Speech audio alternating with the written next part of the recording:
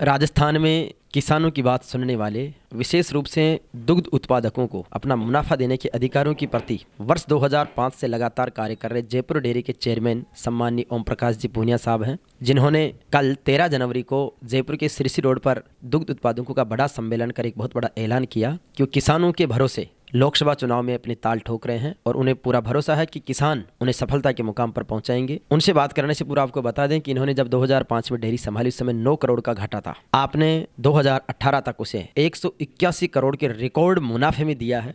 Sir, dairy chairman के रूप में पूरे विश्व में सबसे अधिक लाभ आपने किसानों को दिया है, कल बड़ा ऐलान भी किया है। तो पहले तो किसान बंधुओं को आपका एक आह्वान कि वो जिस तरीके से आप उनके बीच में जा रहे हैं एक आगाज़ के साथ में लोकसभा चुनाव को लेकर, तो उन किसानों से आपका आह्वान।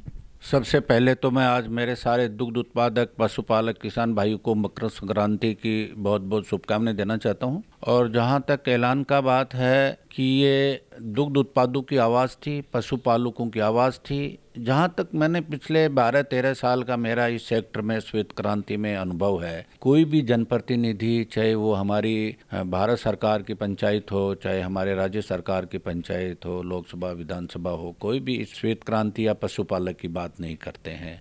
सर, आपकी ईमानदारी और बहादुरी की मिसालें प्रदेश भर में दी जाती है। आपने कांग्रेस की भी लंबे समय तक सेवा की, बीजेपी में आप वफादार सिपाही के रूप में रहे। आपने किसान हितों को प्राथमिकता दी, चाहे उससे सरकारों से आपका टकराव होता रहा है। आगामी जो लोकसभा चुनाव है, दोनों पार्टियां अपने तरीके से हैं, लेकिन किसानों के भरोसे किस तरीके से आप अपनी नैया पार मानते हैं कि दुग्ध उत्पादकों को जो आपने उनके लिए सेवा कार्य, उनको अपने अधिकार दिए हैं, तो उनको लेकर के कितने दुग्ध उत्पादक आपसे जुड़े हुए हैं, उसका क्या असर लोकसभा चुनाव में आप सरकारों को दिखाएंगे? मुझे किसान हित में, पशुपालक के हित में, दुग्ध उत्पादक के हित में अगर किसी से टकराने की अगर कोई नौबत आती है तो मुझे उससे कहीं कोई चिंता नहीं है, क्योंकि मैं एक उस गरीब, उस दलित, उस पिछड़े और एक गरीब किसान की हित के लिए लड़ रहा हूं। आज पूरे देश के अंदर इसने अपना नया रिकॉर्ड बनाया है। भारत नेशनल लेवल पे हमको अवार्ड मिला है, नॉर्थ इंडिया के लेवल पे हमको इनाम मिले हैं। जयपुर डेयरी को एक नए सिरे से खड़ा करने में मुझे पूरे 13 साल लगे हैं और ये मैं सोचता हूं कि मैं इस प्रयत्न से पीछे नहीं हटूंगा। और जहां तक चुनाव का सवाल है, मैंने 25 साल कांग्रेस में रह के मैं प्रधान तक रहा, डीसीसी रहा, ब्लॉक में रहा,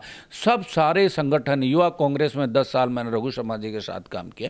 मैंने सारे संगठन और प्रधान तक मैं पंचायत समिति दूध में खूब कांग्रेस से जुड़ा रहा हूं। लेकिन जब 2005 के बाद में जब फेडरेशन का चुनाव आया तो उस वक्त वसुंधरा जी पावर में थी, राजस्थान की मुख्यमंत्री हुआ करती थी और कांग्रेस का बहुमत था, काम में बहुमत मेरे साथ था। मैं चेयरमैन फेडरेशन का पहला बनने वाला था। जब वसुंधरा जी ने अपने मंत्रियों को भेजकर मेरे से संपर्क कराया तो मैंने उनके सामने दुग्ध उत्पादकों के समर्थन मूल्य का ही विषय रखा। मैंने एमपी एमएलए का उस जमाने में मैंने कहीं कोई मेरे लिए नहीं रखा कि मुझे एमपी एमएलए टिकट चाहिए। सबका हित मैंने दुग्ध उत्पादकों को रखा और ₹1.20 फैट से सीधा ₹2.80 फैट पूरे राजस्थान में एक दिन में लागू कर दिया गया। अब मैं ये सोचता हूं कि वो जमाना चला गया। अब मुझे इस देश की किसी पंचायत में जाने के उपरांत मैं इन पशुपालक दूध उत्पादकों की सेवा कर पाऊंगा। इसीलिए मेरे लोगों ने मेरे से बहुत सालों से कहते आ रहे हैं कि विधानसभा चुनाव लड़ो, ये लड़ो। तो विधानसभा मौका नहीं मिला तो फिर सोचा कि भाई भारतीय जनता पार्टी से कोशिश करेंगे, टिकट मिलेगी तो पार्टी से लड़ेंगे, वरना तो चुनाव तो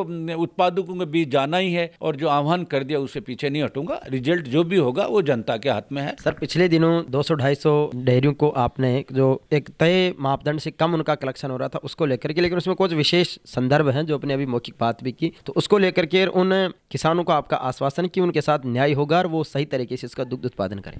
ऐसी करीब 250 पौने 300 समितियां हैं जो पिछले 8-10 साल से चल रही थी। उनका 100 लीटर से भी ज्यादा का दूध नहीं बढ़ पाया था। तो जब 100 लीटर का दूध समिति में नहीं होता है तो जो सेक्रेटरी जो वहाँ सेवा करता है वो अपने परिवार का 100 लीटर के अंदर खर्चा भी नहीं चला पाता है। इन सारी चीजों को लेके एक विस्तृत रिपोर्ट बनी थी। वो रिपोर्ट को बोर्ड के अंदर उसका निर्णय किया गया था, लेकिन उसमें भी हमने एक कमेटी का गठन किया गया है। कमेटी के अंदर 17-18 को छोड़ के 15-16, 16-17 में भी अगर 100 लीटर से ज़्यादा उनका प्रोक्योरमेंट है तो वो अपना सारा रिकॉर्ड और अपने प्रार्थना पत्र के साथ कमेटी के सामने प्रस्तुत कर दे और वो कमेटी जो है वो बोर्ड में प्रस्तुत करेगी। उसके बाद में उनके बारे में निर्णय किए जाएंगे।